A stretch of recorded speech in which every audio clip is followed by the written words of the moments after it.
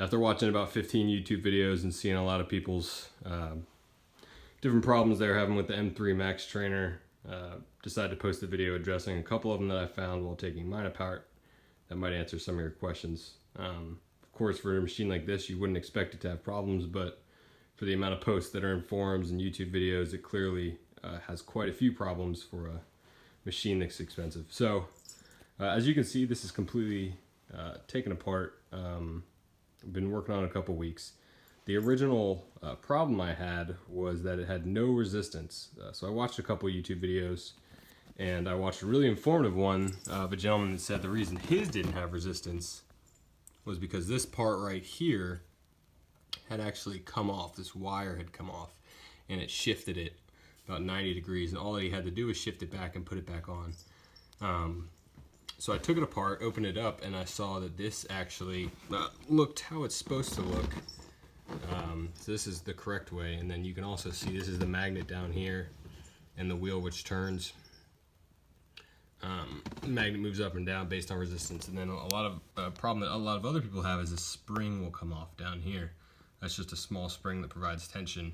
It can significantly affect your bike if it comes off. So that wasn't the problem, so I continued to disassemble the entire bike and found out what the actual problem was, and I didn't see it until I got up higher, was that this belt, where it continues to connect, and it's actually two separate belts, had come off at this section. The whole belt had come off this wheel. So I started taking a look at that, and it led to realizing a couple other problems as to why that happened. So the first thing was that the belt was off the wheel, and I had to get the belt back on. That took quite a long time. I eventually got it back on, but in the process I realized that all the screws were missing off this piece. So I had to eventually order a new one of these from Bowflex, and this is the new one right here. I haven't set it back in yet. And I think I found one of the original problems with this that led to my follow-on problems, which is something that a lot of people in the forums said that they have. So, take a look right here. You see these little black pegs in here. A lot of people say in the first couple months of having their Bowflex, they'll find these in the ground, they'll fall out of their machine. And I didn't realize what they were until now. So this is what they look like right here. And it wasn't until I started putting in my new wheel, which of course I had to order from Bowflex, that I saw these pegs and saw that they fit in that square pattern on this. So what seems to be the problem is that this tiny little peg right here was in the first couple months of folks having their bike. You know, they're using it for exercise, putting some stress on it, and it shears them. And what happened to mine was it sheared these off, and then the next thing that happened is after it sheared those off, it put additional stress on the screws that go in here, which go through the remaining holes. So by the time I got this opened up to look at the belt, all the screws were sheared off, but one. And as you can see, that one was struggling in itself. And these screws scratching away at the bike. You see shredded metal in there. So kind of the first step is the pegs will shear. Then it puts additional stress on the screws. The screws start shearing. It loosened this whole thing, which then caused the belt to misalign. So you see it's the belt has these little grooves which are aligned on these grooves. So after that misaligned, then the machine lost resistance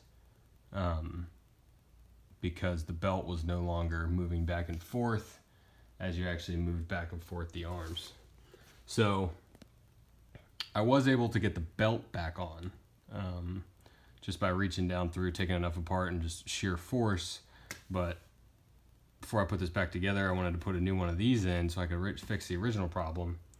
And so I ordered this online, and then I got to the part where I would have to take this off, which you actually need called a crank puller, which folks who work on bicycles are familiar with, but you have to use a crank puller to take this out, to take this whole arm off.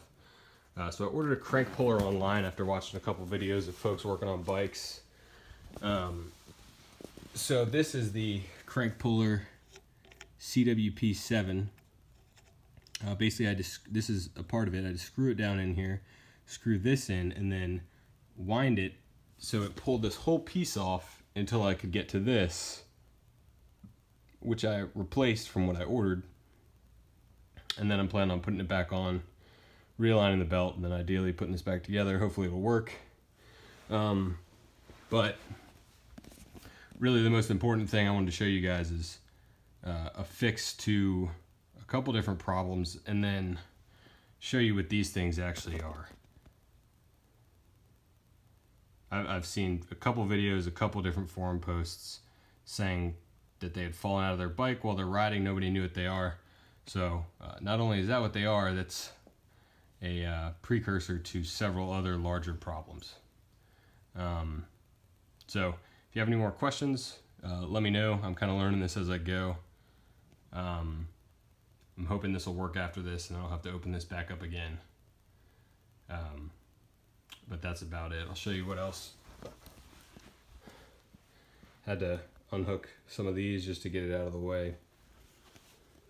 These came off fairly easily, just lifted off. Everything else, nothing too crazy. We'll see how long it takes to put back together, but this has really been the main problem right here. It seems like Bowflex, I don't know if they didn't test it enough, but these will just all shear off. I gotta pop them all out right now, just to put the next ones in.